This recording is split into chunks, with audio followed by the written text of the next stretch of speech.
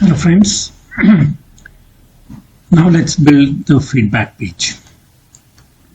And before we build the feedback page, let's take this opportunity to get introduced to what are components in the ZOAPIIO app.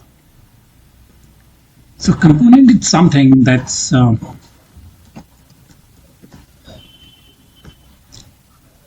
which is an input element that you want to provide on your own.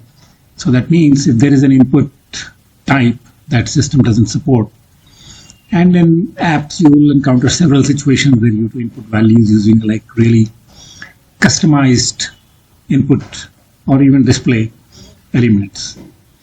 So you can provide a component, and the component we are going to use is the rating bar. The rating bar is when the feedback page, the first thing it has is 5 stars on top, and you can select how many stars you want to rate. So ZOAPIIO app doesn't have any control like that. So we're going to be adding one from outside. Okay. So this is a standard structure, right? You provide a widget implementation. So of course this requires you to have Flutter knowledge of building widgets. So it says there's a standard structure, right? It gets a name by which you'll be referencing it, and you need to kind of extend a UI element mixin. That's something you it's a class, or it's a mixin as Flutter calls it, which has a lot of base functionality for the widget management. Then you need to extend and create a state. This is all Flutter stuff. You will need to read up on how Flutter does widgets. It has to have methods like init state and a build. So let's clear this and put our implementation here, which is pretty much the same structure-wise, but we have added some functionality to this. First thing is we are importing a Flutter package called the Flutter rating bar.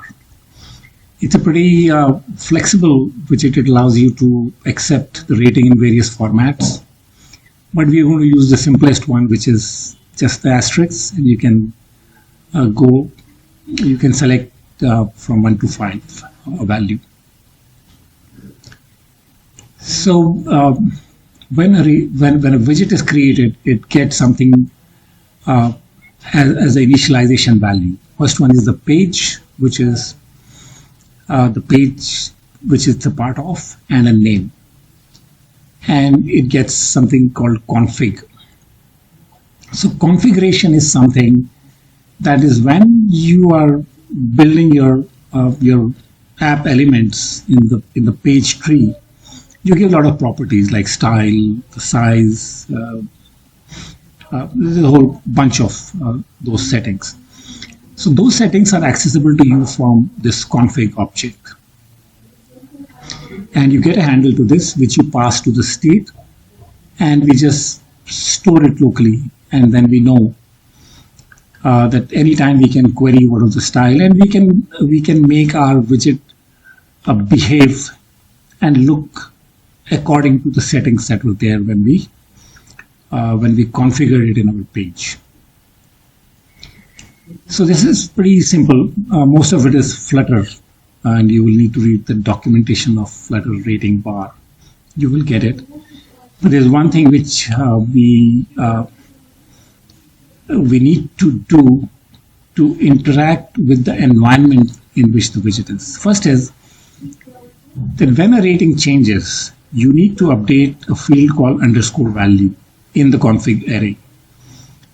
And second thing is you need to inform the form manager that the new value of this field is whatever it's been changed to. So when you submit the page, the new value should be submitted along with the rest of the page.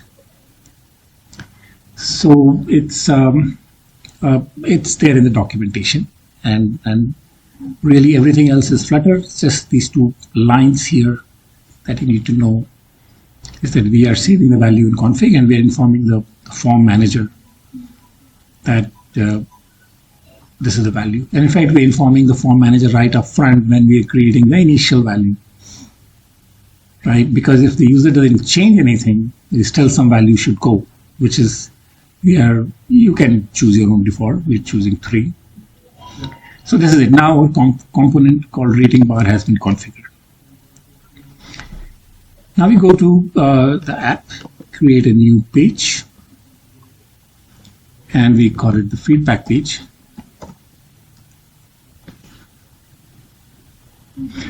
And here we are going to set the flag required login to true.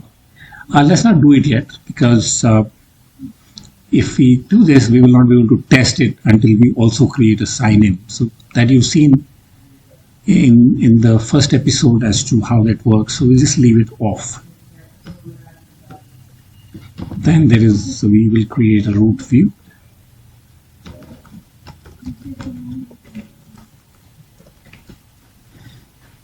The layout is going to be column again, right? Because all the fields in our form are laid out from top to bottom. And here again, we can give the center and scroll, because they're pretty, at least at the root view, you should always have the center and scroll on. And it's only in specific cases where you want an inside view to scroll and not the root view. Then you would say check this off and enable scrolling on an inside view. Right, but this seems to be the most common use case. So we'll go with it. Then let's edit the view. It's pretty simple. It's got 3 elements in it. The first one is rating. And the type is, you will see that a new type has appeared at the bottom, which is custom : rating bar. Okay, that's the custom component we just defined. And there is no value binding here, because when the form opens, it opens with blank values. Okay, so there is no need to provide a binding, and only the style and size, these values. Since we are not checking for these in our implementation, it doesn't matter what we set, because they will be ignored. Our implementation is not looking at these values. Then we add another element, and this one we call, let's say, your comment. It should be of the type text area, and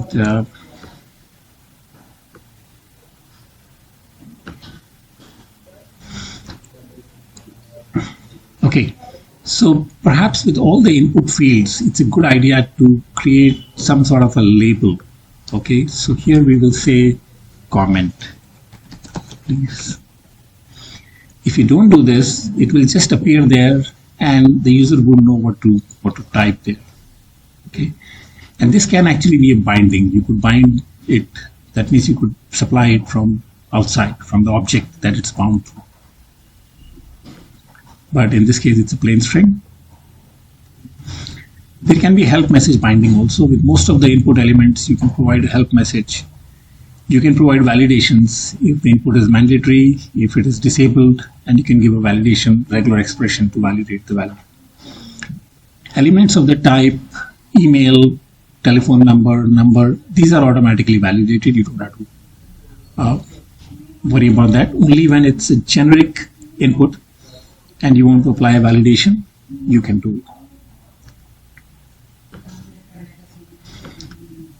Then we add another element, and this is of the type, let's say it's of the type select. It's going to be a drop down. Here, when you select, when you pick select as a type, you can give values. So here we can say under 18 to 40, over 40. And the label is, and this is the age group. And the label is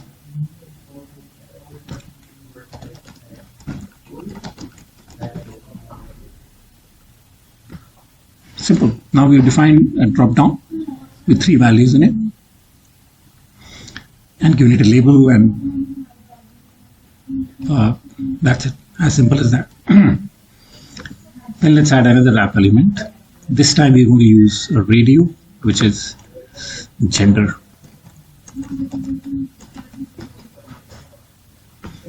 It's going to be a radio button. Here it is, radio. Again, we can give values.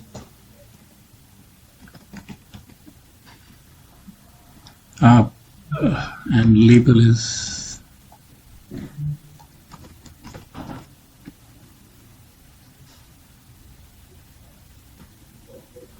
we do a save. So this is simple enough.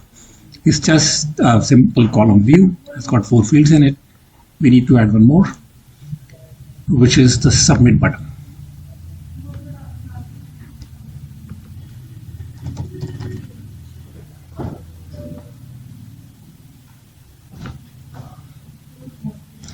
Okay.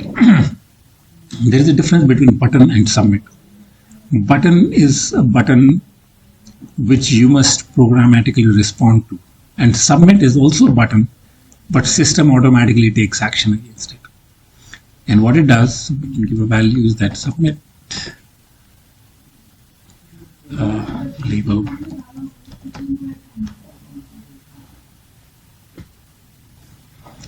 So what will happen is when you click on submit, the page would be submitted to the server, and when we created this page, there is a field here, next page on submit. So if this page is submitted and you want the control to go to a different page, you should give that page name here. If you don't give anything, the submit will submit back to the same page. So since we have not provided the follow-up page, we just leave it blank. And that's it. This is our feedback page. We now have to add a new command here. And let's say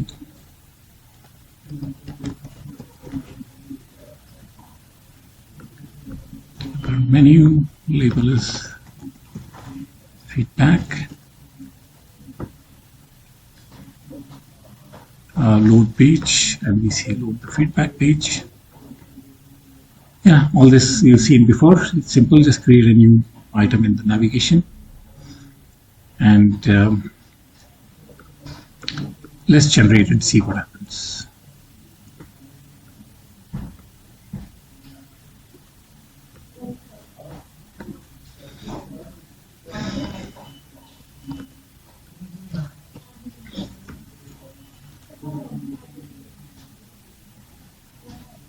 Okay, so as this, it did not find the Flutter rating bar because it's not declared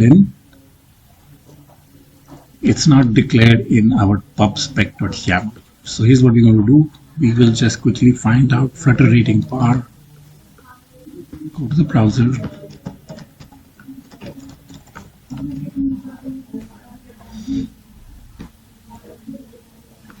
And here we will, this is the YAML declaration. We just would copy it, come back to where our package is, and put it in the end. And then we do a pub-get.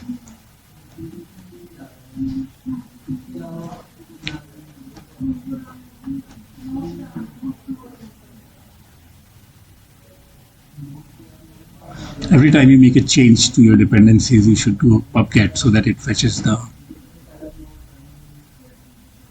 those packages.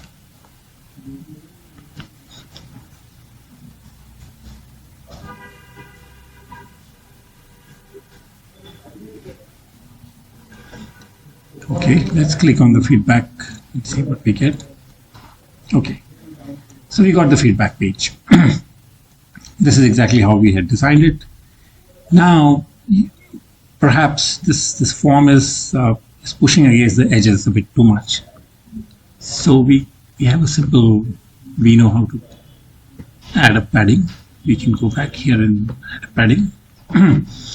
So padding here, we've been using this constant padding for all sides.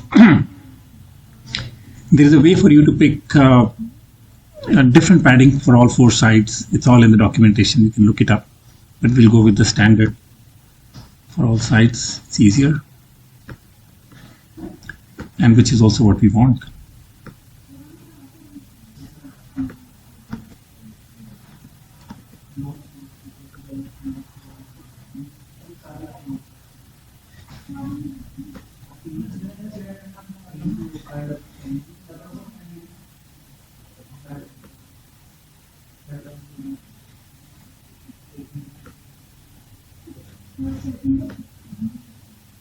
Okay, so we got a little padding.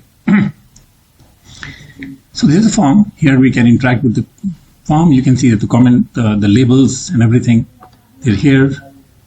The drop down and the radio. So, and submit. So right now if we submit, nothing will happen. The same page will reload because this page, there's no server-side coding we have provided anything. So this is just going to be reloading the same page. But now I think this demonstrates how to build the page. In the next episode, we're going to look at, we will provide a little thank you page, and we will create a server-side API which receives the feedback and just echoes it back. So I will see you in the next episode.